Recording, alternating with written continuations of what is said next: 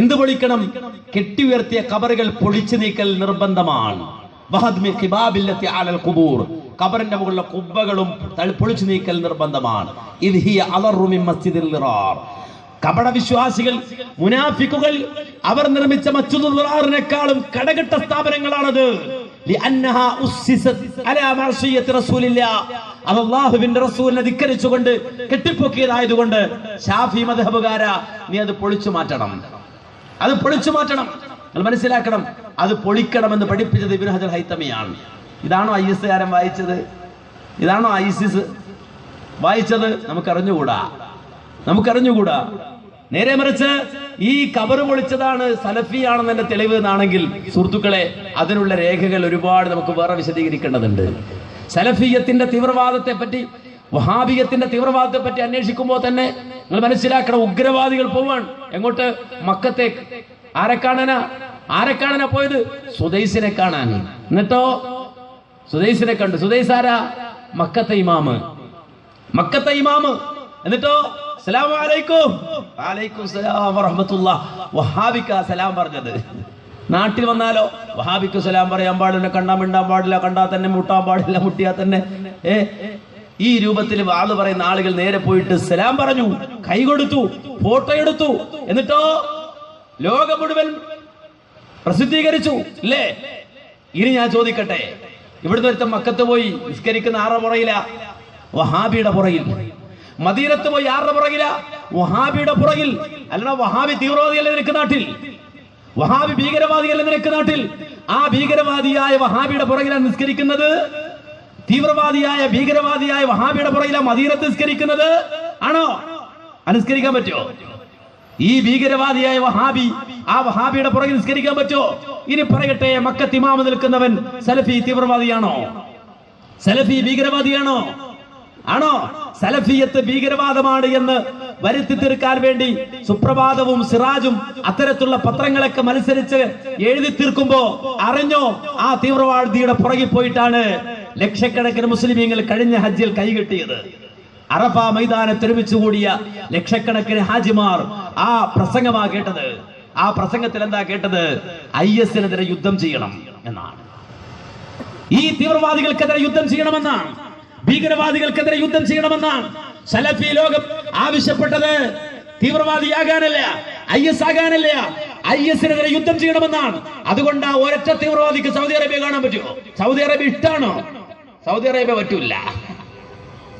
പറ്റൂല അല്ലേ? ഇവിടെ ഇഖ്വാനിസത്തിന്റെ ചിന്താഗതികളുമായി കടന്നു വന്നവർ ആദ്യം ടാർഗറ്റ് ചെയ്ത ആരെയാണ്?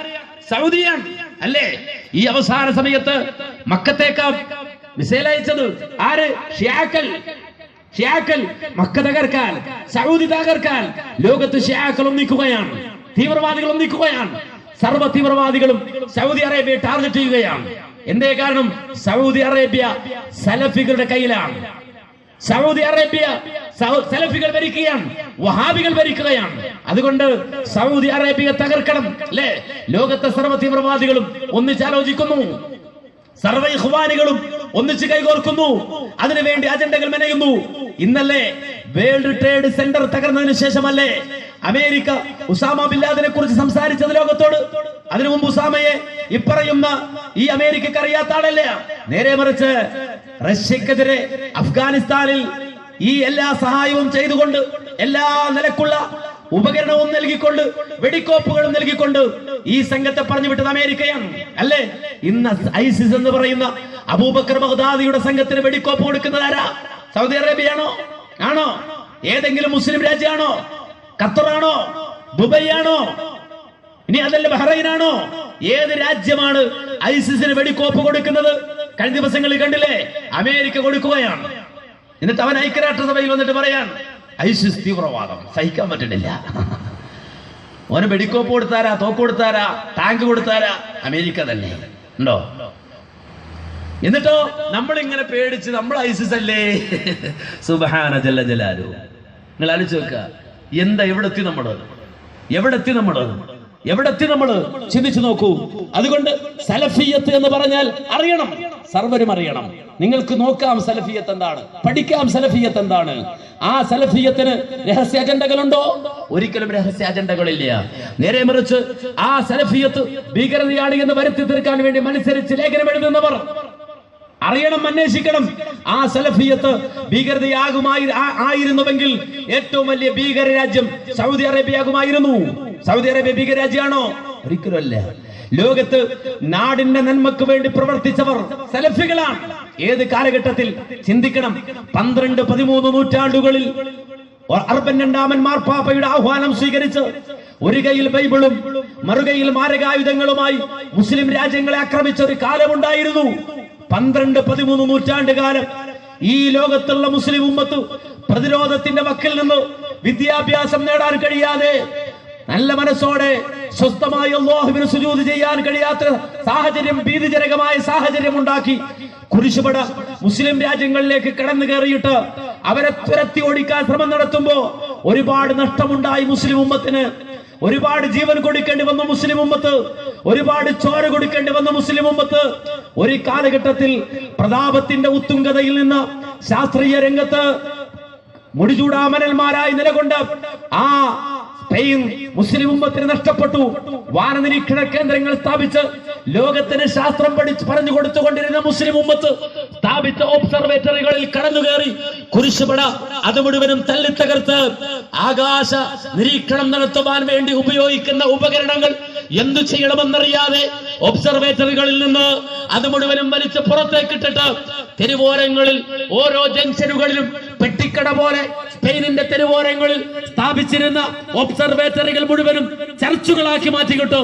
ആ നാട്ടിലെ മുസ്ലിം ഉമ്മത്തിനെ കൊന്നൊടുക്കിയിട്ട് അതുകൊണ്ട് മനുഷ്യൻ തീരാതെ മഹാനായ ഉമർ ഇബ്നുൽ ഖത്താബ് റളിയല്ലാഹു അൻഹുവിന്റെ കാലഘട്ടത്തിൽ അൽ-അഹ്ദുൽ ഉമരിയ മഹാനായ ഉമർ ഇബ്നുൽ ഖത്താബ് റളിയല്ലാഹു അൻഹു നടത്തിയ ഒരൽപ്പം പോലും രക്തം പൊടിയാതെ ക്രൈസ്തവരുമായി നടത്തിയ ഉടമ്പടിയിൽ നിന്ന് മുസ്ലിം ഉമ്മത്തിന്റെ കയ്യിലേക്ക് വന്നു ചേർന്ന പരിശുദ്ധമായ ഫലസ്തീൻ, പരിശുദ്ധമായ ബൈത്തുൽ മുഖദ്ദസ്, ആ കുരിശുപട രണ്ടാമത് അവിടേക്ക് കടന്നു വന്നു 10,000-കണക്കിന് മുസ്ലിം ഉമ്മത്തിനെ കൊന്നൊടുക്കി. അത് കൈപ്പിടിയിൽ ഒതുക്കുമ്പോഴും മുസ്ലിം ഉമ്മത്ത് പ്രതിരോധത്തിലായിരുന്നു. 1 വർഷമല്ല, 2 വർഷമല്ല, 3 വർഷമല്ല, 4 വർഷമല്ല, 100 വർഷമല്ല, 150 വർഷമല്ല, 200 കൊല്ലക്കാലം പ്രതിരോധത്തിന്റെ പാത, പ്രതിരോധത്തിന്റെ മതിൽക്കെട്ട് സൃഷ്ടിച്ചുകൊണ്ട് മുസ്ലിം ഉമ്മത്ത് പ്രതിരോധ വലയം തീർക്കുമ്പോ അന്ന് ആയുധം കയ്യിലെടുത്ത കുരിശുപട അറിഞ്ഞു, ഇല്ല, ഇവരെ കൊന്നു തീർക്കാൻ സാധ്യമല്ല, ഇവരെ ചവിട്ടി മതിക്കാൻ സാധ്യമല്ല, ഇവരെ ഭൂമിക്കടിയിലാക്കാൻ സാധ്യമല്ല, ഇവരുടെ മേൽ ആയുധം കൊണ്ടുള്ള വിജയം സാധ്യമല്ല എന്ന് മനസ്സിലാക്കി അവിടെ നിന്ന് കുരിശുപട പിൻവാങ്ങി പോകുമ്പോ പ്രതിരോധത്തിന്റെ ആ ചോരച്ചാലിൽ നിന്ന് മുസ്ലിം ഉമ്മത്ത് എഴുന്നേറ്റ് വന്നു. രണ്ടാമത് അറിയോ നിങ്ങൾക്ക്, ആ ചോരച്ചാലിൽ നിന്ന് മുസ്ലിം ഉമ്മത്ത് എഴുന്നേറ്റ് നിൽക്കുമ്പോ അവർക്ക് വിദ്യാഭ്യാസം ഉണ്ടായിരുന്നില്ല. ആ ചോരച്ചാലിൽ നിന്ന് മുസ്ലിം ഉമ്മത്ത് എഴുന്നേറ്റ് നിൽക്കുമ്പോ അവർക്ക് പ്രതാപം ഉണ്ടായിരുന്നില്ല. ആ ചോരച്ചാലിൽ നിന്ന് കുരിശുപട കൊന്നു തള്ളിയ മുസ്ലിം ഉമ്മത്തിന്റെ കബറിങ്ങൾക്കിടയിൽ നിന്ന് മുസ്ലിം ഉമ്മത്ത് എഴുന്നേറ്റ് നിൽക്കുമ്പോ തങ്ങളുടെ ഭാവി, ആ ഭാവിയെ കുറിച്ച് ഒരുപാട് സ്വപ്നമുണ്ടായിരുന്നില്ല മുസ്ലിം ഉമ്മത്തിന്.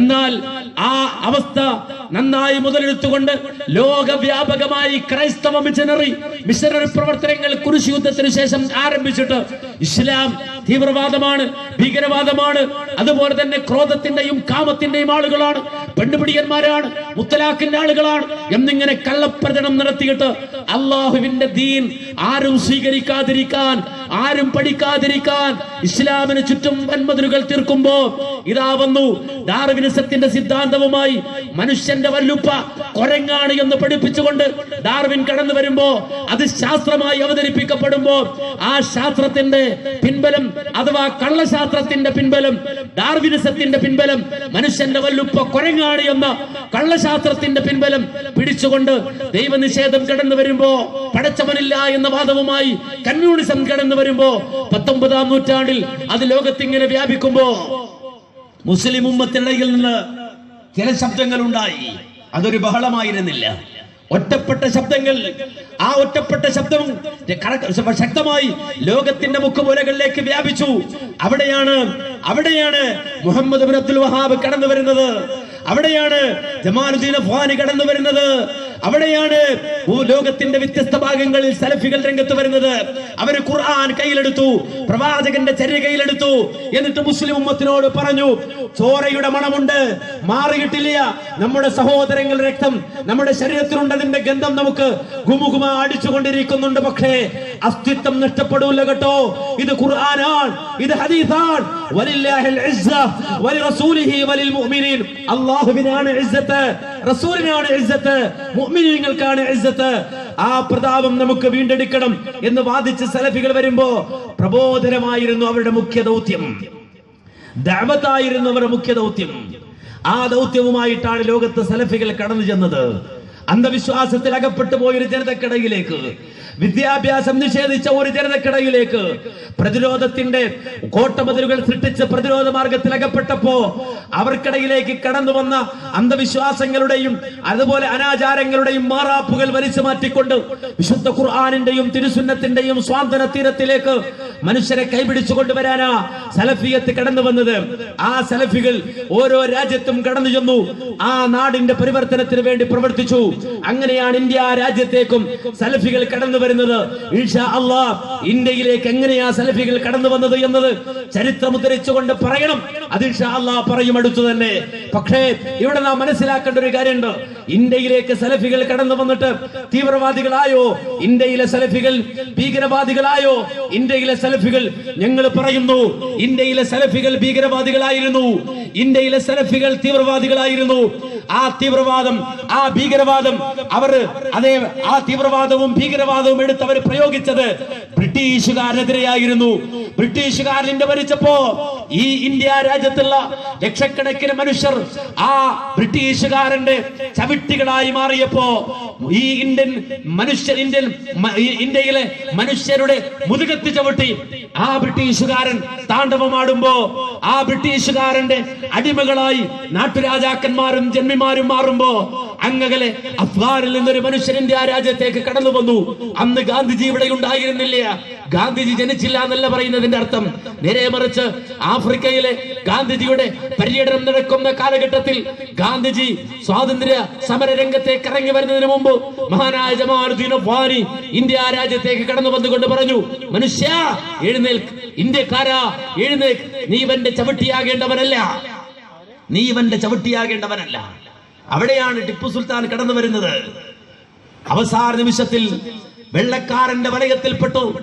ആ വെള്ളക്കാരൻ അറസ്റ്റ് ചെയ്തു എന്ന് പ്രഖ്യാപിച്ച് അവസാനം ആ വെള്ളക്കാരന്റെ ബൂട്ട്സ് ടിപ്പു സുൽത്താനെ നെഞ്ചത്ത് ചവിട്ടി മലന്ന് കിടക്കുമ്പോഴും ആ അവസാനമായി തന്റെ നെഞ്ചിൽ ചവിട്ടിയ സായിപ്പിന്റെയും കാല് വെട്ടിയെടുത്തുകൊണ്ട് ധീരശഹീദായ ടിപ്പു സുൽത്താൻ കടന്നു വരുന്നത് വെറുതെയല്ല. നേരെ മറിച്ച് ബ്രിട്ടീഷുകാരനെതിരെ പോരാടി ഇന്ത്യൻ ജനതയെ ഉയർത്തിക്കൊണ്ടുവന്നു. എഴുന്നേൽക്കാൻ പറഞ്ഞു, പോരാടാൻ പറഞ്ഞു. സ്വാതന്ത്ര്യ സമരങ്ങൾ ഇവിടെ ഉണ്ടായി. നമുക്കറിയാം, കേരളവും അതിൽ പങ്കുചേർന്നു. കേരളത്തിലെ മുസ്ലിം ഉമ്മത്തും അതിൽ പങ്കുചേർന്നു. വെള്ളക്കാരനെതിരെ ശക്തമായ സമരം നടത്തി ആ കാലഘട്ടത്തിലെ സലഫികൾ അല്ലേ. അങ്ങനെ ഈ സ്വാതന്ത്ര്യ സമരം നടത്തി മാറ്റമുണ്ടാക്കി ഈ നാടിന് സ്വാതന്ത്ര്യം വാങ്ങിക്കൊടുത്തു. 70 ആണ്ട് കഴിയുമ്പോ സ്വാതന്ത്ര്യ സമരം എന്തെന്നറിയാത്ത, ഇന്ത്യ എന്തെന്നറിയാത്ത, ഇന്ത്യയുടെ മഹത്വം എന്തെന്നറിയാത്ത ഏതാനും ചില ഞാഞ്ഞൂലുകൾ വന്നിട്ട് സലഫികളോട് പറയാ, നീയാടാ തീവ്രവാദി, നീയാടാ ഭീകരവാദി, നീയാടാ രാജ്യസ്നേഹമില്ലാത്തവൻ എന്ന് പറഞ്ഞാൽ നല്ല മലയാളത്തിൽ നാടൻ ഭാഷയിൽ പറഞ്ഞ പോയി പണി നോക്കടാ എന്നേ പറയാറുള്ളൂ. നിങ്ങൾ ആലോചിച്ച് വെക്ക, സ്വാതന്ത്ര്യ സമരത്തിന്റെ ചരിത്രം പഠിച്ച ഒരാള് വേണ്ട, ഞങ്ങൾ ഇത്രേ പറയുന്നുള്ളൂ. ഇന്ത്യയുടെ ചരിത്രം നിങ്ങൾ എഴുത്, കേരളത്തിന്റെ ചരിത്രം നിങ്ങൾ എഴുത്. എന്നിട്ട് അവിടെ നിന്ന് സലഫികളെ നിങ്ങൾ വെട്ടിമാറ്റണം. സലഫികളെ നിങ്ങൾ വെട്ടിമാറ്റണം. സലഫികളെ വെട്ടിമാറ്റി, സലഫികളെ മാറ്റി നിർത്തി ഇന്ത്യ രാജ്യത്തിന്റെ ചരിത്രം എഴുതാൻ കഴിയുന്ന ചരിത്രകാരനെ ഞങ്ങൾ ക്ഷണിക്കുന്നു. കേരളത്തിന്റെ ചരിത്രം എഴുതാൻ കഴിയുന്ന ചരിത്രകാരനെ ഞങ്ങൾ ക്ഷണിക്കുന്നു. സാധ്യമാണോ? സാധ്യമല്ല. കാരണം നമ്മുടെ മുൻഗാമികൾ പവറുള്ളവരാണ്. ഞാൻ സലഫിയാണെന്ന് പറയുന്നതിൽ അഭിമാനിക്കുന്നവനാണ്. ഞാൻ മുജാഹിദാണ് എന്ന് പറയുന്നതിൽ അഭിമാനിക്കുന്നവനാണ്. ബ്രിട്ടീഷുകാരൻ ഒരു ചൊല്ലപ്പേരായി വിളിച്ചതാണെങ്കിലും ഞാൻ വഹാബിയാണ് എന്ന് അന്തസ്സോടെ പറയുന്നതിൽ അഭിമാനിക്കുന്നവനാണ്. കാരണം എന്റെ മുൻഗാമികൾ രാജ്യസ്നേഹികളായിരുന്നു, എന്റെ മുൻഗാമികൾ ദേശസ്നേഹികളായിരുന്നു, എന്റെ മുൻഗാമികൾ സ്വാതന്ത്ര്യ സമര സേനാനികളായിരുന്നു. അതുകൊണ്ടാണ് മകൻ പിന്നെ ഒരു അച്ഛൻ മകൾക്ക് അയച്ച കത്തുകൾ എന്ന പേരിൽ ഭുവനപ്രസിദ്ധമായ ഇന്ത്യയുടെ പ്രഥമ പ്രധാനമന്ത്രിയായ ജവഹർലാൽ നെഹ്റുവിന്റെ പുസ്തകം തന്റെ മകൾക്ക് ലോകരാജ്യങ്ങളെ സംബന്ധിച്ചും ലോക രാഷ്ട്രീയത്തെ സംബന്ധിച്ചും പഠിപ്പിച്ചു കൊടുക്കാൻ ഇന്ത്യയിലെ വിദ്യാഭ്യാസമുള്ള വിവരമുള്ള പ്രധാനമന്ത്രി എന്ന പേരിൽ അറിയപ്പെടുന്ന ഇന്ത്യയുടെ പ്രഥമ പ്രധാനമന്ത്രി ചാച്ചാജി നെഹ്റു അദ്ദേഹം മകളോട് പറയാണ്, ഞാൻ കണ്ടു ഒരു വിജ്ഞാനഘോഷം, ഞാൻ കണ്ടു ഒരു സർവവിജ്ഞാനഘോഷം. ആ വിജ്ഞാനഘോഷം നടന്നു പോകുന്നത്, ആ സർവവിജ്ഞാനഘോഷം ചിരിക്കുന്നത്, ആ സർവവിജ്ഞാനഘോഷം സംസാരിക്കുന്നത്. എന്നിട്ട് അദ്ദേഹം പറയാം, ഞാൻ എന്റെ ജീവിതത്തിൽ കണ്ട ജീവിച്ചിരിക്കുന്ന സർവവിജ്ഞാനകോശം മൗലാന അബുൽ കലാം ആസാദ് ആണ്. ആരാണ് ഈ അബുൽ കലാം ആസാദ്? ആരാണ് ഈ അബുൽ കലാം ആസാദ്? അബുൽ കലാം ആസാദ് ശുദ്ധ സലഫിയാണ്. മനസ്സിലായില്ലല്ലേ? വഹാബിയാണ് അല്ലേ? ആ വഹാബിയാണ് അബുൽ കലാം ആസാദ്, സലഫിയാണ് അബുൽ കലാം ആസാദ്. ആ സലഫിയായ അബുൽ കലാം ആസാദ്, ആ അബുൽ കലാം ആസാദ് തീവ്രവാദിയാണെന്ന് പറയാൻ നെട്ടലുള്ളവൻ പറയട്ടെ, അല്ലെങ്കിൽ പറയട്ടെ അബുൽ കലാം ആസാദ് സലഫിയല്ല എന്ന്. അബുൽ കലാം ആസാദ് സലഫിയാണ്. എങ്ങനെയാണ് അദ്ദേഹത്തിന് സലഫിയത്ത് കിട്ടിയത്? അദ്ദേഹത്തിന്റെ വാപ്പ സൗദിയാണ്, സൗദി പൗരനാണ് അദ്ദേഹത്തിന്റെ വാപ്പ. വാവറുടെ കാലത്ത് ഇന്ത്യ രാജ്യത്തേക്ക് കടന്നു വന്നതാണ്. ആ സൗദിയായ വാപ്പയുടെ മകനാണ് മൗലാന അബുൽ കലാം ആസാദ്. ആ അബുൽ കലാം ആസാദ് ദീൻ പഠിച്ചത് സലഫികളുടെ ലോകത്ത് നിന്നാണ്. സലഫികളുടെ ലോകത്ത് നിന്ന് ഖുർആനിന്റെ ആയത്ത് പഠിച്ചപ്പോ, ഹദീസ് പഠിച്ചപ്പോ ആ സലഫിയായ അബുൽ കലാം ആസാദ് മനസ്സിലാക്കിയത് ഇന്ത്യ വിട്ടു പോകണമെന്നല്ല, യമനിൽ പോകണമെന്നല്ല, ശ്രീലങ്കയിൽ പോകണമെന്നല്ല, നേരെ മറിച്ച് ഇന്ത്യ രാജ്യത്ത് അദ്ദേഹം നിലകൊണ്ടു. അദ്ദേഹം വലിയ പണ്ഡിതനായിരുന്നു. പലർക്കും അത് അറിഞ്ഞൂടാ. അബുൽ കലാം ആസാദ് ചെറിയ പണ്ഡിതനല്ല, നേരെ മറിച്ച് വിശുദ്ധ ഖുർആനിന് സൂറത്തുൽ ഫാത്തിഹയിലെ ഒന്നാമത്തെ ആയത്ത് മുതൽ അവസാനത്തെ ആയത്ത് വരെ, സൂറത്തുൽ നാസിലെ അവസാനത്തെ ആയത്ത് വരെയുള്ള സർവ്വ ആയത്തുകൾക്കും വ്യാഖ്യാനം എഴുതിയ, തഫ്സീർ എഴുതിയ മുഫസ്സിറാണ്, തർജുമ എഴുതിയ മഹാനാണ് തർജുമാനുൽ ഖുർആൻ അബുൽ കലാം ആസാദ്. ഒരു വട്ടമല്ല അദ്ദേഹം ഖുർആൻ തഫ്സീർ എഴുതിയത്, രണ്ടു വട്ടമല്ല. നേരെ മറിച്ച് അദ്ദേഹത്തിന്റെ തർജുമാനുൽ ഖുർആന്റെ ആമുഖത്തിൽ അദ്ദേഹം പറയാൻ, 4 വട്ടം ഖുർആൻ പരിഭാഷ എഴുതിയ ആളാ ഞാൻ. ഒരു വട്ടമല്ല, 2 വട്ടമല്ല, 3 വട്ടമല്ല, 4 വട്ടം ഞാൻ പരിശുദ്ധ ഖുർആനിന് തർജുമ എഴുതി. കാരണം എങ്ങനെയെന്നറിയോ? ഞാൻ എന്റെ മനസ്സിൽ കൊണ്ട് നടന്നടങ്ങാത്ത ആഗ്രഹമായിരുന്നു ഖുർആന്റെ പരിഭാഷ. ഞാൻ അത് സൂറത്തുൽ ഫാത്തിഹ മുതൽ ഇങ്ങനെ എഴുതി തുടങ്ങും. എഴുതി അവസാനിക്കാറാകുമ്പോ ഞാൻ അറസ്റ്റ് ചെയ്യപ്പെടും. എന്നെ അറസ്റ്റ് ചെയ്ത് കൊണ്ടുപോകും. എന്റെ ഓഫീസ് റെയ്ഡ് നടക്കും. റെയ്ഡ് നടക്കുമ്പോൾ സ്വാഭാവികമായി ഞാൻ എഴുതിക്കൊണ്ടിരിക്കുന്ന രേഖകൾ മുഴുവൻ എടുത്തുകൊണ്ട് പോകും. 2-3 കൊല്ലം ജയിലിൽ കിടക്കും. പിന്നെ വാദിച്ചും ജയിച്ചും പുറത്തിറങ്ങുമ്പോ എന്റെ ഫയല് കാണൂല. ഞാൻ കോടതിയോട് ആവശ്യപ്പെടും, തരണം, തിരിച്ചു തരണം. കോടതി എല്ലാം കൂടി കെട്ടിപ്പെറുക്കി തരും. കൊണ്ടുവന്നാൽ നാസ് എവിടെ, ഫലക്ക് എവിടെ, നിസാ എവിടെ നോക്കിയാൽ കിട്ടൂല. അതവിടെ മാറ്റിവെക്കും. രണ്ടാമതും എഴുതും. അങ്ങനെ 1 അല്ല 2 അല്ല 3 വട്ടം എഴുതി. 3 വട്ടവും പൂർത്തിയാക്കപ്പെടുന്നതിന് മുമ്പ് ഞാൻ അറസ്റ്റ് ചെയ്യപ്പെട്ടു. ജയിലിന്റെ അകത്തളങ്ങളിൽ ഞാൻ കഴിയേണ്ടി വന്നു. അവസാനം ഞാൻ എന്റെ ആഗ്രഹം മാറ്റിവെച്ചു. എന്നെ കൊണ്ട് സാധ്യമല്ല ഖുർആൻ പരിഭാഷ എഴുതി തീർക്കുക, തർജ്ജമ എഴുതി തീർക്കുക എന്നത് സാധ്യമല്ല എന്ന് എനിക്ക് തോന്നിപ്പോയി. പക്ഷേ പെട്ടെന്ന് എല്ലാ പുകകളും നീങ്ങിക്കഴിഞ്ഞപ്പോ ഞാൻ ഖുർആൻ അതിന് തർജ്ജമ എഴുതാൻ വേണ്ടി ഒരുങ്ങിയിരുന്നു. അല്ലാഹു സുബ്ഹാനഹു വ തആല എന്റെ കൈകൾക്ക് വേഗത കൂട്ടി തന്നു. സ്പീഡിൽ ഞാൻ എഴുതി, വിശുദ്ധ ഖുർആൻ വ്യാഖ്യാനം എഴുതി. അത് ഞാൻ പൂർത്തിയാക്കി ലോകത്തിന് ഞാനത് സമർപ്പിക്കുകയാണെന്ന് മഹാനായ അബുൽ കലാം ആസാദ് പറയുമ്പോ, സഹോദരങ്ങളെ, ആ അബുൽ കലാം ആസാദ് ഒരു ആലിമായിരുന്നു എന്നറിയുന്ന എത്ര ആളുകളുണ്ട്? എനിക്കറിയാം. എന്റെ ജീവിതത്തിൽ ദാ ഇവിടുത്തെ രണ്ടത്താണിക്കടുത്തുള്ള ഒരു ഹസനി, കുറച്ചപ്പുറത്ത് ഒതുക്കങ്ങളുള്ള ഒരു ഹസനി, ഈ 2 ഹസനിമാരും പങ്കെടുത്ത എറണാകുളം ജില്ലയിലെ ഒരു സംവാദ കരാർ അത് നടക്കുമ്പോ സവാദുൽ ആദം എന്നൊരു ചർച്ച വന്നു. രണ്ടത്താണിക്കാരൻ ഹസനി പറഞ്ഞു, സവാദുൽ ആദമാണ് ഞങ്ങൾ, സവാദുൽ ആദമാണ് ഞങ്ങൾ എന്ന് 2 വട്ടം പറഞ്ഞപ്പോ ഞാൻ എഴുന്നേറ്റിട്ട് പറഞ്ഞു, സവാദുൽ ആദം വേണമെങ്കിൽ ചർച്ച ചെയ്യാവാം, നിങ്ങളല്ല സവാദുൽ ആദം എന്ന് ഞങ്ങൾ തെളിയിച്ചു തരാം. സവാദുൽ ആദം എന്ന് പറഞ്ഞാൽ ആരാണെന്നും പഠിപ്പിച്ചു തരാം. അത് മാത്രമല്ല, ഈ ഇന്ത്യ മഹാരാജ്യത്തടക്കം ആ സവാദുൽ ആദമിനെ സംബന്ധിച്ച് മുൻകാലഘട്ടങ്ങളിൽ ചർച്ച നടന്നിട്ടുണ്ട്. മുൻകാലഘട്ടങ്ങളിൽ സവാദുൽ ആദം വിവാദമായിട്ടുണ്ട്. ആ കാലഘട്ടത്തിൽ സവാദുൽ ആലം എന്ന സംജ ഹദീസുകളിൽ വന്ന സംജ വിവാദമായപ്പോ മഹാനായ അബുൽ കലാം ആസാദ് ആ സർവ വിവാദങ്ങളെയും ക്രോഡീകരിച്ചുകൊണ്ട് മറുപടി പറഞ്ഞത് ഞാനും വായിച്ചിട്ടുണ്ട് എന്ന് അവിടെ നിന്ന് എഴുന്നേറ്റ് പറഞ്ഞു. അവിടെ ഇരുന്നപ്പോ മറുഭാഗത്ത് മറുപടി പറയാൻ വേണ്ടി എഴുന്നേറ്റ മുസ്ലിയാർ പറഞ്ഞത് മൗലവി പറയാണ് അബുൽ കലാം ആസാദിന്റെ കിതാബ് വായിച്ചിട്ടുണ്ട് എന്ന്. അദ്ദേഹം ഒരു രാഷ്ട്രീയക്കാരനാണെന്ന് പോലും മൗലവിക്ക് അറിഞ്ഞുകൂടല്ലോ എന്ന് എന്നോട് ചോദിക്കാൻ. അപ്പൊ ഇദ്ദേഹം വിചാരിച്ചത് അബുൽ കലാം ആസാദ് എന്ന് പറഞ്ഞ നമ്മുടെ ഉമ്മൻചാണ്ടി, പിണറായി വിജയൻ, അച്യുതാനന്ദൻ എന്നൊക്കെ പറയുന്നത് പോലെ വെറും ഒരു രാഷ്ട്രീയക്കാരൻ മാത്രമാണെന്നാ. എടാ, നിന്നെ വെല്ലുന്ന ആലിമ, പണ്ഡിതന, ഇരുത്തം വന്ന ആലിമ, അദ്ദേഹത്തിന്റെ പ്രബന്ധങ്ങൾ, അദ്ദേഹത്തിന്റെ പഠനങ്ങൾ, അദ്ദേഹം ഈ ദീനിയായ വിഷയങ്ങളെ കുറിച്ച് നടത്തിയ ചർച്ചകൾ, അദ്ദേഹത്തിന്റെ ലേഖനങ്ങൾ ഇന്നും വാങ്ങാൻ കിട്ടും. ഹാക്കിമിയത്ത് അദ്ദേഹം ചർച്ച ചെയ്തിട്ടുണ്ട്, സവാദുൽ ആലം അദ്ദേഹം ചർച്ച ചെയ്തിട്ടുണ്ട്. നീറുന്ന 100 പ്രശ്നങ്ങളെ കുറിച്ച് അദ്ദേഹം, സങ്കീർണമായ മസ്അലകളെ സംബന്ധിച്ച് അദ്ദേഹം ഇരുത്തം വന്ന ആലിമായതുകൊണ്ട് ചർച്ച ചെയ്തിട്ടുണ്ട്. വേണ്ട 7 ആയത്താ സൂറത്തുൽ ഫാത്തിഹയ്ക്കുള്ളത്. സബഉൽ മസാരി എന്ന് ഖുർആൻ പറഞ്ഞ 7 ആയത്തുകൾക്ക് അബുൽ കലാം ആസാദ് എഴുതിയ വ്യാഖ്യാനം ഒരു ദിവസം കൊണ്ട് നിനക്ക് വായിച്ചു തീർക്കാൻ കഴിയില്ല, 2 ദിവസം കൊണ്ട് വായിച്ചു തീർക്കാൻ കഴിയില്ല.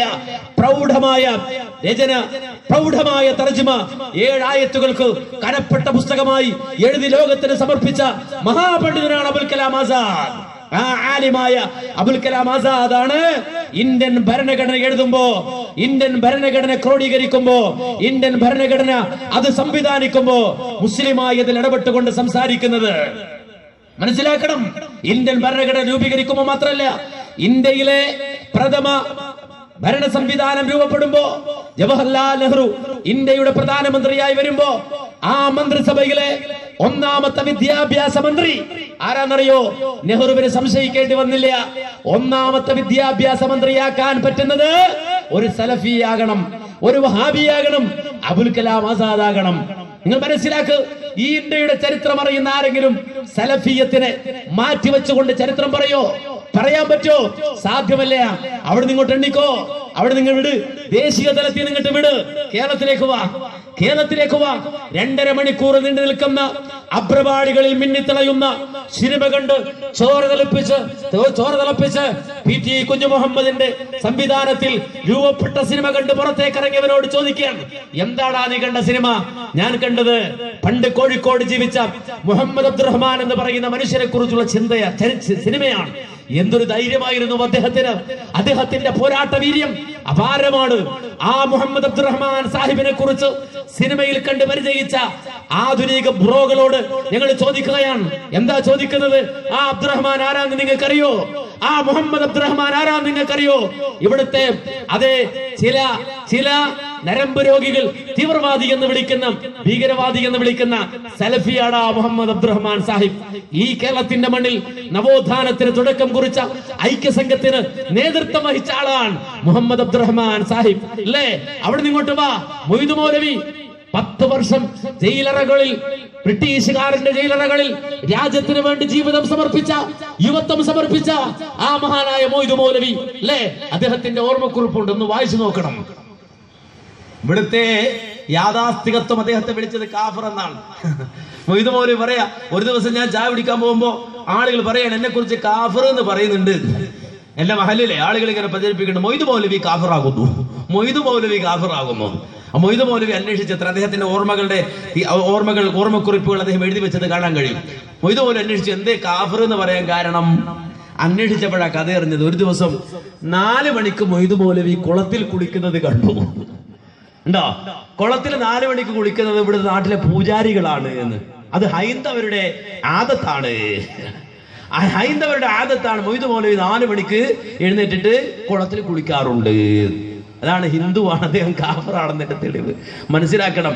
ആ മൊയ്തു മൗലവി തനിക്ക് പള്ളി കിട്ടിയപ്പോ, ആ പള്ളിയിൽ ഒരു ജനതയെ നയിക്കാൻ സ്വാതന്ത്ര്യം കിട്ടിയപ്പോ, ഒരു പള്ളിയിലെ ഹത്തീബായപ്പോ അദ്ദേഹം എഴുന്നേറ്റ് നിന്ന് തന്റെ പള്ളിയിൽ വെള്ളിയാഴ്ച വന്നവരോട് പറഞ്ഞു, നിങ്ങൾ ഗാന്ധിജിയെ പിന്തുണക്കണം, ആ ഫക്കീർ നിങ്ങൾ പിന്തുണക്കണം, ഗാന്ധിയുടെ പിന്നിൽ നിങ്ങൾ നിൽക്കണം, ഗാന്ധിയോടൊപ്പം നിന്ന് നിങ്ങൾ പോരാടണം എന്ന് മൊയ്തു മൗലവി വെള്ളിയാഴ്ച ദിവസം പള്ളിയിലെത്തിയ മനുഷ്യരോട് അവർക്ക് മനസ്സിലാകുന്ന ഭാഷയിൽ പറഞ്ഞു കൊടുത്തപ്പോ നിസ്കാരം കഴിഞ്ഞ് സലാം വീട്ടി പ്രശ്നമായി ബഹളം പള്ളിയിൽ. മൊയ്തു മൗലവി സലാം വീട്ടി വന്നിട്ട് ചോദിച്ചു, എന്താ പ്രശ്നം? അവര് പറഞ്ഞു, ഒരു കാഫറിന്റെ പേര് പള്ളിയിൽ, കാഫറിന്റെ പേര് പള്ളി പറയണോ? പള്ളിയിൽ ഒരിക്കലും കാഫറിന്റെ പേര് പറഞ്ഞുകൂടാ. ഇയാൾ പോയി ഗാന്ധി എന്ന കാഫറിന്റെ പേര് പള്ളിയിൽ പറയുന്നു. നിങ്ങൾ ആലോചിച്ച് വെക്ക, ഈ വല പറക്ക പണ്ടുണ്ടേ, അലക്കൊന്നും ഞാൻ ഇപ്പൊ പോണില്ല, പോയ ഭയങ്കര പ്രശ്നമാണ്. ഇത് വല്ലാത്ത വലയാണ്. കാഫിറായ ഒരുത്തന്റെ പേര് പള്ളി പറയുന്നോ? പറ്റൂല. മൊയ്ത് മൗലവി അവരോട് ചോദിച്ചു, അല്ല കൂട്ടരെ, ഇന്നലെ എല്ലാവരും മഗ്‌രിബ് നിസ്കരിച്ചോ? അപ്പൊ നോക്കുമ്പോ അങ്ങനെ അധികാരം നിസ്കരിച്ചിട്ടില്ല. അപ്പൊ കുറച്ചാൾക്കാർ ഞങ്ങൾ നിസ്കരിച്ചിട്ട്, കുറെ വല്ലുപ്പോര് ഞാൻ നിസ്കരിച്ചാണ്. ആയിക്കോട്ടെ, എന്തായിരുന്നു രണ്ടാമത്തെ റക്അത്തിൽ ഓതിയത്? ആ രണ്ടാമത്തെ റക്അത്തിൽ ഓതിയത് തബ്ബത് യദാ അബീ ലഹബിൻ വതബ്ബ്. അബൂലഹബ് ആരാ? മുഅ്മിനാ? അബൂലഹബ് ആരാ? മുഅ്മിനാ ആണോ? ആരാ ചോദിക്കുന്നത്? മൊയ്ത് മൗലവി ഞെട്ടിപ്പോയി. എടാ, പച്ചക്കാഫിർ അബൂലഹബിന്റെ പേര് ഖുർആനിൽ, പച്ചക്കാഫിർ ഫറോവയുടെ പേര് ഖുർആനിൽ. ഞാനിവിടെ പള്ളിയിൽ നിന്ന് ഗാന്ധി എന്ന് പറഞ്ഞ പ്രശ്നം ആണോ? അള്ളാന്റെ ഖുർആനിൽ കാഫിറിന്റെ പേര്, ഇവിടെ ഗാന്ധിയുടെ പേര് പറഞ്ഞൂടെ എന്ന് ചോദിച്ചത് മഹാനായ മൊയ്ത് മൗലവി. അദ്ദേഹത്തിന്റെ ഓർമ്മക്കുറിപ്പ് ഞാൻ വെറുതെ പറയല്ല, ആ പുസ്തകത്തിന്റെ കോപ്പി എന്റെ കയ്യിൽ വെച്ചിട്ടാണ് ഞാൻ സംസാരിക്കുന്നത്. ഇത് ഞാൻ വെറുതെ കള്ളക്കഥ ഉണ്ടാക്കി പറയല്ല. ഈ കേരളത്തിന്റെ അവസ്ഥയാണ്. പള്ളികളിൽ ഗാന്ധിയെ കുറിച്ച് പറഞ്ഞു സ്വാതന്ത്ര്യ സമരത്തിൽ നിങ്ങൾ പങ്കുചേരണമെന്ന് പഠിപ്പിച്ചവരാണ് ഇവിടുത്തെ സലഫികൾ. തോന്നുന്നു നിനക്ക് തീവ്രവാദി എന്ന് പറയാൻ? 70 കൊല്ലം പിന്നിട്ടപ്പോ നിനക്ക് തോന്നുന്നോ ഞങ്ങൾ ഭീകരവാദിയാണ്? ആണോ? എങ്കിൽ ഞങ്ങൾ പറയുന്നു അഭിമാനത്തോടെ, അബുൽ കലാം ആസാദ് എന്ന ഭീകരവാദിയുടെ പിൻഗാമികളാണ് ഞങ്ങൾ, മൊയ്ത് മൗലവിയുടെ പിൻഗാമികളാണ് ഞങ്ങൾ, മുഹമ്മദ് അബ്ദുറഹ്മാൻ സാഹിബിന്റെ പിൻഗാമികളാണ് ഞങ്ങൾ. മാത്രമല്ല, അങ്ങ് തിരുവനന്തപുരത്ത് വക്കത്ത് നിന്ന് സ്വന്തം പറമ്പ് വിറ്റ പണം കൊണ്ട് പ്രസ് വാങ്ങിയിട്ട് അത് രാമകൃഷ്ണപിള്ള എന്ന അന്നത്തെ ബ്രിട്ടീഷ് ഭരണകൂടത്തിനെതിരെ പോരാടിയ തീവ്രവാദിയായ ആ രാമകൃഷ്ണപിള്ള കേൾപ്പിച്ചു കൊടുത്തിട്ട് പോരാടുക എന്ന് പഠിപ്പിച്ച വക്കമൂലയുടെ പിൻഗാമികളാണ് ഞങ്ങള്. നിങ്ങൾ മനസ്സിലാക്കണം, ഈ രൂപത്തിൽ ഇന്ത്യ രാജ്യത്തിന്റെ ചരിത്രം രചിക്കാൻ ഇറങ്ങിത്തിരിച്ച സലഫികൾ, ആ സലഫികൾക്കെതിരെ പേനയുന്നവരോട് ഞങ്ങൾക്ക് സഹതാപം മാത്രമാണ്. ഞങ്ങളുടെ വല്ലുപ്പമാരെ ഓർത്ത് ഞങ്ങൾ സഹതപിക്കുന്നു നിങ്ങളുടെ കാര്യത്തിൽ. കാരണം ഞങ്ങളുടെ വല്ലുപ്പമാർ ഈ നാടിന് വേണ്ടി അധ്വാനിച്ചു, ഈ നാടിന് സ്വാതന്ത്ര്യത്തിന് വേണ്ടി അധ്വാനിച്ചു, ഈ രാജ്യത്തിന് വേണ്ടി സേവിച്ചു, ഈ രാജ്യത്തെ സ്നേഹിച്ചു. വിദ്യാഭ്യാസം നിഷേധിക്കപ്പെട്ട ഒരു ജനതയ്ക്ക് വിദ്യാഭ്യാസം കൊടുത്തു, അല്ലേ? ഇന്നവർ പേന എടുത്തിട്ട് എഴുതാണ് ഇവൻ തീവ്രവാദിയാണ്. അവന്റെ കയ്യിൽ പേന പിടിപ്പിച്ച പ്രസ്ഥാനം ഇത്, അവന്റെ കയ്യിൽ പേന എടുത്തു കൊടുത്ത പ്രസ്ഥാനം ഇത്. അതുകൊണ്ട് പ്രിയമുള്ളവരെ, സലഫിയത്തിനെ പഠിക്കണം. സലഫിയത്ത് എന്താണെന്ന് അറിയണം. ഇപ്പൊ സലഫിയത്ത് നല്ല ചർച്ചയാണ്. നമ്മൾ മനസ്സിലാക്കുക, വലിയ വലിയ എഴുത്തുകാർ ചോദിക്കുകയാണ് സലഫി സലഫി സലഫി. മാത്രല്ല, സലഫി എന്ന് പറയുമ്പോ ചിലർക്ക് ഞെട്ടല, ചിലർക്ക് ആകാംക്ഷയാണ്, ചിലർക്ക് ആവേശമാണ്. ഞാൻ ഈ അടുത്ത കാലത്ത് മാധ്യമം പത്രം കുറച്ചു കാലമായിട്ട് ഇങ്ങനെ ശ്രദ്ധിക്കണം. ഇപ്പൊ ഈ സലഫി എന്നുള്ള ചർച്ച വരുന്നത്. ഞാനിത് ഏതാണ്ട് ഈ 5 വർഷം 6 കൊല്ലം മുമ്പ് ഈ വിഷയങ്ങൾക്ക് മറുപടി പറഞ്ഞ് എനിക്ക് ഓർമ്മയുണ്ട്. കോഴിക്കോട് ടൗൺ ഹാൾ മുതൽ ഇങ്ങോട്ട് ജമാഅത്തെ ഇസ്ലാമിക്കാരൻ ആദ്യം തുടങ്ങുന്നത്. അരുന്ധതി റോയ് ഔട്ട്ലുക്കിൽ വേൾഡ് ട്രേഡ് സെന്റർ തകർക്കപ്പെട്ടതിന് ശേഷം ഒരു ലേഖനം എഴുതി. വലിയൊരു ലേഖനം, ഔട്ട്ലുക്കിൽ വന്ന ലേഖനമാണ്. അത് ഇനി മലയാളികൾക്കാർക്കെങ്കിലും ഇംഗ്ലീഷ് അറിയാത്തത് കൊണ്ട് മനസ്സിലാകാതെ പോകണ്ട എന്ന് വിചാരിച്ച് മാധ്യമം പത്രം ഗണ്ടശയായി 3 പത്രത്തിന്റെ വലിയ കോളം ഒഴിച്ചു വെച്ചിട്ട് ഔട്ട്ലുക്കിൽ അരുന്ധതി റോയിയുടെ ആ ലേഖനം പരിഭാഷപ്പെടുത്തി. ഞാനത് വായിച്ചിട്ട് അത്ഭുതപ്പെട്ടു. കാരണം ഇത്രയും റിസ്ക് എടുത്തത് എന്തിനാണ് പരിഭാഷപ്പെടുത്തുന്നത്? അത് വായിച്ചപ്പോൾ എനിക്ക് തോന്നിയതാ. നോക്കുമ്പോൾ അതിന്റെ 2ാമത്തെയോ 3ാമത്തെയോ ലേഖനത്തിൽ ഒരു സ്ഥലത്ത് സലഫി എന്നൊരു വാക്ക് വരുന്നുണ്ട്. അതിനുവേണ്ടി ഇവൻ ഈ പണിയെടുത്തത് മുഴുവൻ, ചങ്ങാതി പണിയെടുത്തത് മുഴുവൻ. ഈ അരുന്ധതി റോയ് ഔട്ട്ലുക്കിൽ എഴുതിയ നീണ്ട ലേഖനം മുഴുവൻ കുത്തിയിരുന്ന് പരിഭാഷപ്പെടുത്തിയത് എന്തിനെന്നറിയോ? അതിനിടയിൽ സലഫി എന്ന് വരുന്നുണ്ട്. അത് പതുക്കെ ഇങ്ങനെ തലയിലേക്ക് വെച്ചു കൊടുക്കാൻ വേണ്ടിയുള്ള ഏർപ്പാടാ. ഇത് അന്ന് ഞാൻ പ്രസംഗിച്ചത് ഇന്നും നിങ്ങളുടെ പഴയ CD പരിശോധിച്ചാൽ കാണാൻ കഴിയും. ഈ 3 പത്രം എടുത്ത് പ്രസംഗിച്ചത്. ഇപ്പൊ അത് മാറി. ഇപ്പൊ സാമൂഹ്യ സംരക്ഷണത്തിന്റെ ഒരു മേഖലയിലാണ്. സാമൂഹ്യ സംരക്ഷണം. ആ സാമൂഹ്യ സംരക്ഷണത്തിന്റെ ഭാഗമായി പണിയെടുക്കുമ്പോൾ കനകമലയിൽ ഓപ്പറേഷൻ നടന്നു. പിറ്റേ ദിവസം ഞാൻ മാധ്യമപത്രം നോക്കി, എന്താ ഇതിനകത്ത് എഴുതാൻ. വായിച്ചപ്പോൾ ബഹുകോമഡി. കാര്യം കനകമല ഓപ്പറേഷൻ എന്നെപ്പറ്റിയിട്ട് ഇങ്ങനെ എഴുതി വന്നു. അവിടുന്ന് ആളുകളെ അറസ്റ്റ് ചെയ്തുകൊണ്ട് പോയി. ഫേസ്ബുക്കിലൂടെയാണ് അതിലെ പുറകെ പോയത് എന്നൊക്കെ പറഞ്ഞ് ഇങ്ങനെ എഴുതിയിട്ട് അവസാനം പറയാം, ഈ കനകമല എന്ന് പറയുന്ന സ്ഥലം സലഫി പള്ളിയുടെ അടുത്താണ്. നിങ്ങളും മനുഷ്യന്മാരെ വല്ലാത്ത സാധനങ്ങളാ. നിങ്ങൾ മനസ്സിലാക്കണം. എന്റെ അവസാനത്തെ വാചകം കനകമലയും സലഫിപ്പള്ളി. സലഫിപ്പള്ളി എവിടെ കണ്ട്? നിങ്ങൾ മനസ്സിലാക്കണം എന്തിനാണ് ഈ കുബുദ്ധി? ആരുടെ ഈ കുബുദ്ധി? നിങ്ങൾക്കറിയോ, പണ്ട് ഞങ്ങളുടെ നേതാക്കൾ സ്വഹാബികൾ ജീവിക്കുമ്പോ അവരടുക്കൽ വന്നിട്ട് അന്നത്തെ ചില മുനാഫിക്കുകൾ, ജവാത്തുകാരെന്ന് പറയണില്ല, അന്നത്തെ ചില മുനാഫിക്കുകൾ പറഞ്ഞു, ഇന്നന്നാസ ഖദ് ജമഉ ലക്കും ഫഖ്ശൗഹു, നിങ്ങൾക്കെതിരെ ആളുകൾ അവിടെ സംഘടിച്ചിരിക്കുന്നു, പേടിച്ചോ നിങ്ങൾ. എന്താ പറഞ്ഞത്? ഇന്നന്നാസ ഖദ് ജമഉ, ആളുകൾ നിങ്ങൾക്കെതിരെ സംഘടിച്ചിരിക്കുന്നു, അവിടെ നിങ്ങളെ തകർക്കാൻ. ഫഖ്ശൗഹു, പേടിച്ചോ, പേടിച്ചോ നിങ്ങൾ, ഇല്ലെങ്കിൽ നിങ്ങൾ അവരെ തട്ടിക്കളയും, പോകണ്ട അങ്ങോട്ട് എന്നൊക്കെ പറഞ്ഞു. ആരോട്? സഹാബികളോട്. മുനാഫിക്കളാ വന്നിട്ട് പറയണത്. അപ്പൊ സഹാബികൾ പറഞ്ഞു എന്നറിയോ? ഖാലൂ ഹസ്ബിയല്ലാഹ്, ഖാലൂ ഹസ്ബുനല്ലാഹ്, ഞങ്ങൾക്ക് അല്ലാഹ് മതിയടാ, ഞങ്ങൾക്ക് അല്ലാഹ് മതി. ഒരു പത്രത്തിന്റെ മഷിയുടെ ബലത്തിൽ ജീവിക്കുന്ന പ്രസ്ഥാനമല്ല ഇത്, പഠിച്ചു വെച്ചോ. ഒരു പത്രക്കാരനെയും പേനത്തുമ്പിൽ ജീവിക്കുന്ന പ്രസ്ഥാനമല്ല ഇത്. ഏതൊരു പത്രക്കാരനും ഈ പ്രസ്ഥാനത്തിനെതിരെ പേര് ജനിപ്പിച്ചോ, ആ പേര് ജനിപ്പിച്ചവന്റെ മഷി ഒഴുകിത്തീരുന്നതിന് മുമ്പ് ആ ഇടപെടൽ, റബ്ബിന്റെ ഇടപെടൽ സംഭവിക്കുമെന്ന് വിശ്വസിക്കുന്നവരാ സലഫികൾ. അതുകൊണ്ട് പേന, ഈ പേനുണ്ടല്ലോ, നിന്റെ 4 രൂപ വിലയുള്ള പേന, ആ പേനയുടെ തുമ്പ് കാണിച്ച് സലഫികളെ ഭയപ്പെടുത്തരുത്, പേടിപ്പിക്കരുത്. ഒരിക്കലും ഈ സമൂഹം പേടിക്കൂല. ഓന്റെ വിചാരം എന്റെ കൈ പത്രമുള്ള കൊണ്ട് എഴുതിയാ തൊലഞ്ഞു പോകുന്ന അല്ല മോനെ. അന്ന് പറഞ്ഞതാ ഫഖ്ശവും, പേടിച്ചോ. എന്താ പറഞ്ഞറിയോ? ഹസ്ബുനല്ലാഹ്, നിന്റെ പത്രല്ലടാ, ഞങ്ങൾക്ക് അല്ലാഹ് മതി, അല്ലാഹ് മതി. അവരൊരു ഒരു സെക്കൻഡ് പേടിച്ചില്ലെന്ന് മാത്രമല്ല, പുറകോട്ട് പോയില്ലെന്ന് മാത്രമല്ല, അവർ നെഞ്ചൂക്കോടെ മുന്നോട്ട് പോയി. ഫംഗലബു ബിനിഅമത്തിൻ മിനല്ലാഹ്, ഫംഗലബു ബിനിഅമത്തിൻ മിനല്ലാഹ്. ഖുർആൻ പറഞ്ഞു, അവർ അല്ലാഹുവിന്റെ നിഅമത്തും കൊണ്ടാടാ മടങ്ങി വന്നത്, റബ്ബിന്റെ നിഅമത്തും കൊണ്ടാടാ മടങ്ങി വന്നത്, അല്ലാഹുവിന്റെ അനുഗ്രഹവും കൊണ്ടാടാ മടങ്ങി വന്നത്. അവരുടെ രോമത്തിൽ തൊടാൻ ഒരു ശക്തിക്കും സാധിച്ചില്ല, റബ്ബിന്റെ നിഅമത്തും കൊണ്ട് അവർ മടങ്ങി വന്നത്. ചില ആളുകൾ വിചാരിച്ചാൽ, ചില ആളുകള് കഴിഞ്ഞ ഒരാൾ ഫോൺ ചെയ്ത് ചോദിക്കുക, അല്ല ഫോൺ ചെയ്തപ്പോൾ ഒരു കടയിൽ നിൽക്കുമ്പോ ഭയങ്കര പേടിയില്ല. നിങ്ങള് പേടിയാണോ? ആർക്കെന്ത് പേടിയാ കൂട്ടരെ? കട്ടവനെ പേടിക്കണ്ടുള്ളൂ. ഞങ്ങൾക്ക് ആ ജാതി പേടിയൊന്നുമില്ല, ആർക്കും വരാം. ഇവിടുത്തെ മുജാഹിദ് സെന്ററുകളും സലഫി സെന്ററുകളും സലഫി മസ്ജിദുകളും തുറന്നിട്ട് കൊടുക്കും, ആർക്കും കയറി വരാം.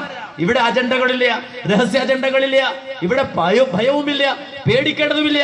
ഹസ്ബുനല്ലാഹ്, ഞങ്ങൾക്ക് അല്ലാഹ് മതി, ഞങ്ങൾക്ക് അല്ലാഹ് മതി, ഞങ്ങൾക്ക് അല്ലാഹ് മതി. ആ ഈമാൻ, ഒരിക്കലും തകരാത്ത ഈമാൻ, അവസാനം ആ ഖബറിലേക്ക് മുഖം വെക്കുമ്പോഴും ഹൃദയത്തിൽ തുടിച്ചുകൊണ്ടിരിക്കേണ്ട വിശ്വാസം, ഹൃദയം ആ മിടിപ്പ് നിർത്തുമ്പോഴും, രക്തം അതിന്റെ ഓട്ടം നിലക്കുമ്പോഴും ഞങ്ങളുടെ സിരകളിൽ ബാക്കിയാകേണ്ട വിശ്വാസം ഹസ്ബിയല്ലാഹ്, ഹസ്ബുനല്ലാഹ്, ഞങ്ങൾക്ക് അല്ലാഹ് മതി. ആ വിശ്വാസത്തിൽ നിന്ന് ഒരിഞ്ച് പുറകോട്ട് പോകൂല ഞങ്ങൾ, ഒരിഞ്ച് പുറകോട്ട് പോകൂല ഞങ്ങൾ. അതുകൊണ്ടാണ് ഞാൻ തുടങ്ങിയപ്പോൾ പറഞ്ഞത്, അജബല്ലി അംറിൽ മുഅ്മിൻ, മുഅ്മിനേ നിന്റെ കാര്യം അത്ഭുതമാടാ. നിനക്ക് ഖൈർ വന്നാലും സന്തോഷം, ശർറ് വന്നാലും സന്തോഷം. അതൊരു മുഅ്മിനിന് മാത്രമേ ഉണ്ടാവൂ, ഒരു വിശ്വാസിക്ക് മാത്രമേ ഉണ്ടാകൂ. ആ ഒരു കരുത്ത് എന്നും ഈ പ്രസ്ഥാനത്തിനുണ്ടാകും, ആ ഒരു ശക്തി എന്നും ഈ കൂട്ടായ്മക്കുണ്ടാകും. അതുകൊണ്ട് തന്നെ ഈ കൂട്ടായ്മ നിയമപരമായി ഇടപെടും, ശബ്ദിക്കേണ്ടത് ശബ്ദിക്കും, സംസാരിക്കേണ്ടത് സംസാരിക്കും, ആർജവത്തോടെ എഴുന്നേറ്റ് നിൽക്കും. അള്ളാഹുവിന്റെ ദീൻ അത് ഉയർത്തിപ്പിടിച്ചുകൊണ്ട് മുന്നേറും. ആ മാർഗത്തിൽ അവസാനം വരെ നിലനിൽക്കുകയും ചെയ്യും. റബ്ബേ റഹ്മാനെ, ഈ കൂട്ടായ്മയെ നീ സ്വീകരിക്കുകയും മഹത്തായ നിന്റെ പ്രവാചകൻ പഠിപ്പിച്ച സന്ദേശം ഈ സമൂഹത്തിന് കൈമാറാൻ ഞങ്ങൾക്ക് തൗഫീഖ് നൽകി അനുഗ്രഹിക്കുകയും ചെയ്യണം റഹ്മാനെ. അല്ലാഹുവേ, ഈ മുസ്ലിം ഉമ്മത്തിന്റെ ഇസ്സത്ത്, ആ ഇസ്സത്തിൽ ഞങ്ങളെ നീ ഉയർത്തി നിർത്തണം റഹ്മാനെ. അല്ലാഹുവേ, മുത്തഖുകളുടെ ഇമാമായി വിശ്വാസി സമൂഹത്തിന്റെ മുന്നിൽ നിൽക്കുന്നവരായി ഞങ്ങളെ നീ സ്വീകരിക്കണം റഹ്മാനെ. റബ്ബനാ തഖബ്ബൽ മിന്നാ ഇന്നക അൻത സമീഉൽ അലീം വതുബ് അലൈനാ ഇന്നക അൻത തവ്വാബുർ റഹീം വൽഹംദുലില്ലാഹി റബ്ബിൽ ആലമീൻ. അസ്സലാമു അലൈക്കും വറഹ്മത്തുള്ളാഹി വബറകാതുഹു. എന്ത് പൊളിക്കണം? കെട്ടി ഉയർത്തിയ ഖബറുകൾ പൊളിച്ചു നീക്കൽ നിർബന്ധമാണ്. വഹദ്മി ഖിബാബില്ലത്തി അലൽ ഖുബൂർ, ഖബറിന്റെ മുകളിലെ കുബ്ബകളും പൊളിച്ചു നീക്കൽ നിർബന്ധമാണ്. ഇദ് ഹിയ അളറു മിൻ മസ്ജിദിൽ ളിറാർ, കപട വിശ്വാസികൾ, മുനാഫിക്കുകൾ അവർ നിർമ്മിച്ച മസ്ജിദുൽ ളിറാറിനേക്കാളും കടകെട്ട സ്ഥാപനങ്ങളാണത്. ലിഅന്നഹാ ഉസ്സിസത് അലാ മഅസിയത്തി റസൂലില്ലാഹ്, അല്ലാഹുവിന്റെ റസൂലിനെ ധിക്കരിച്ചുകൊണ്ട് കെട്ടിപ്പൊക്കിയതായതുകൊണ്ട് ശാഫി മദ്ഹബുകാരാ, നീ അത് പൊളിച്ചു മാറ്റണം, അത് പൊളിച്ചു മാറ്റണം. നിങ്ങൾ മനസ്സിലാക്കണം, അത്